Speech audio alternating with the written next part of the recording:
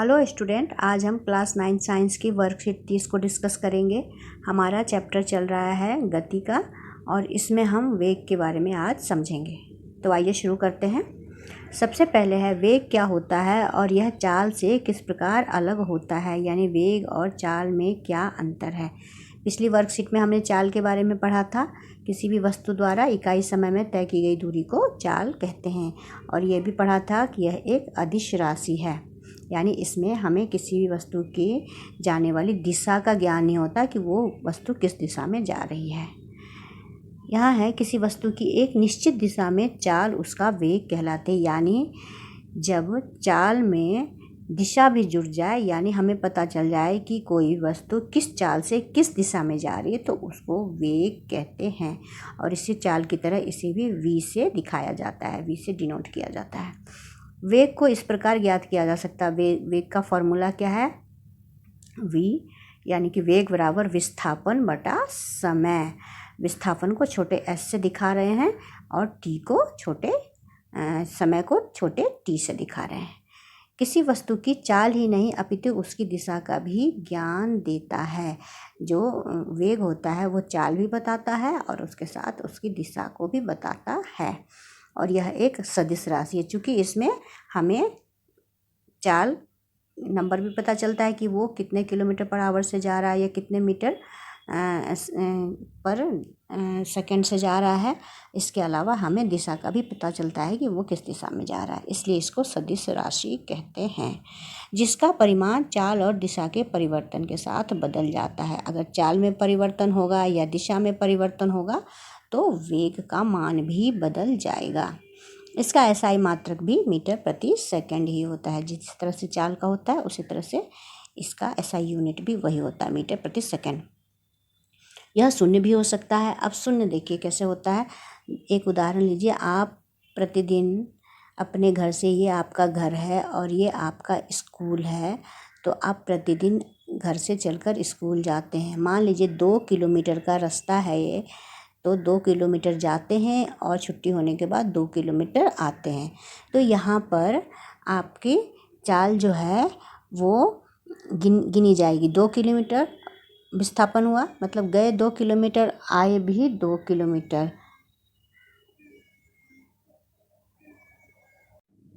अब है यह शून्य भी हो सकता है, यानी वेग का मान शून्य हो सकता है। शून्य कैसे होगा?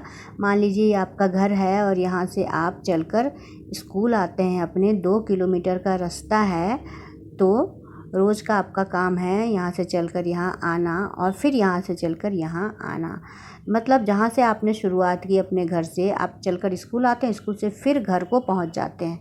तो जो आपका इनिशियल पॉइंट है जहाँ से आपकी जर्नी शुरू हुई, आप अगर वहीं पहुँच जाते हैं तो इसमें विस्थापन जो होता है वह 0 होता है। अब चूँकि ये 0 हो गया तो ये पूरा टर्म ही 0 हो जाएगा और इस तरह से वेग 0 हो जाएगा। इसीलिए कहा गया है कि वेग शून्य भी हो सकता है। अब इसके बाद है औसत वेग। औसत का मतलब क्या होता है? जोड़ना। दो अलग अलग अगर वेग दिए हुए हैं तो उनको जोड़ दीजिए। औसत तो हम गणित में भी निकालते हैं।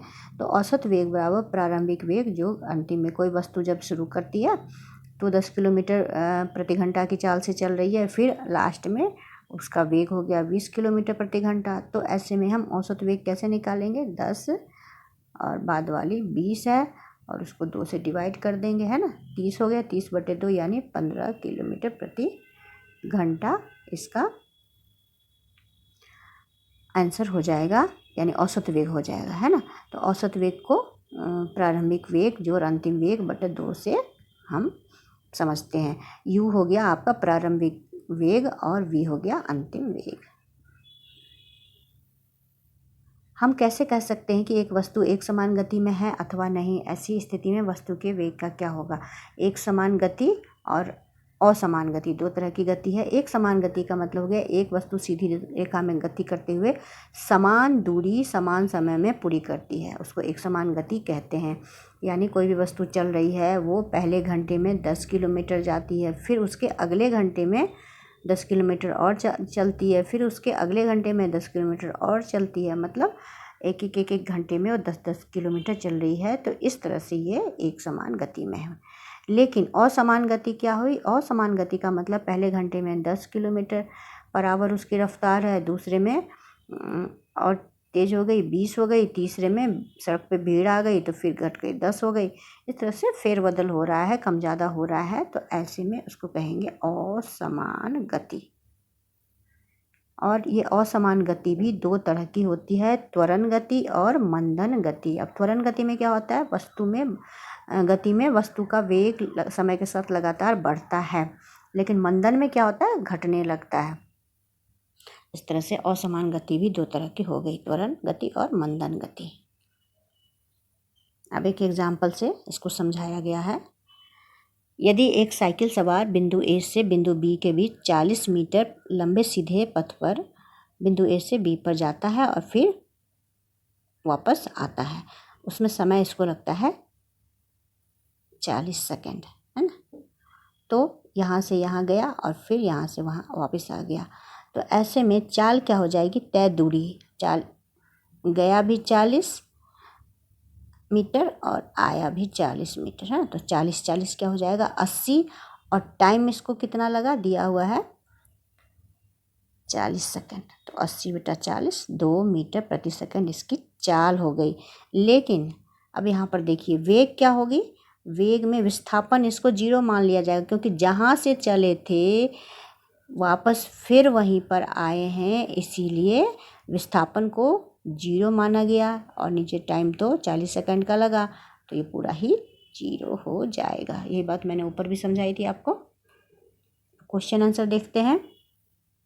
वेग तथा चाल में अंतर बताइए। तो वेग का तो आपको यहीं पर शुरू में ही दिया हुआ है, सारा कुछ आपको यहाँ से लिख देना है। किसी वस्तु की एक निश्चित दिशा में चाल उसका वेग कहलाती है। इसे v से दिखाया जाता है। वेग का फॉर्मूला भी लिख सकते हैं, और यह एक सदिश राशि है। ये सारा कुछ आपको लिख देना है। और चाल में लिख दीजिएगा, किसी वस्तु द्वारा इकाई समय में तय की गई दूरी को चाल कहते हैं, और इसे v से निरूपित किया जाता है। तो चाल को भी v से ही निरूपित करते हैं, और यह एक अदिश राशि है। ठीक है, ये आप लिख देंगे। आगे देखते हैं। यदि एक कार 100 मीटर की दूरी 25 सेकंड में तय करती है तो उसका वेग ज्ञात कीजिए। अब ये तो फार्मूला आपको यही दे, वेग का फार्मूला डाल दीजिए। विस्थापन कितना वेग है? विस्थापन बटा समय। तो 100 मीटर जाता है और टाइम कितना लगता है? 25 सेकेंड। काटिए, 25 4 जा 100, 4 मीटर पर सेकेंड। ठीक है, ये आपका हो गया क्वेश्चन नंबर 2। क्वेश्चन नंबर 3 है, यदि एक मोटरसाइकिल एक खाली हाईवे पर एक निश्चित वेग से जा रही है तो यह किस गति का उदाहरण है? तो निश्चित वेग से जा रही है, तो जब निश्चित वेग से जा रही है तो ये एक समान गति का एग्जाम्पल है। इस तरह से आपकी ये वर्कशीट ख़त्म हुई, और मुझे आशा है कि यह आपको अच्छी तरह से समझ में आई होगी। Thank you.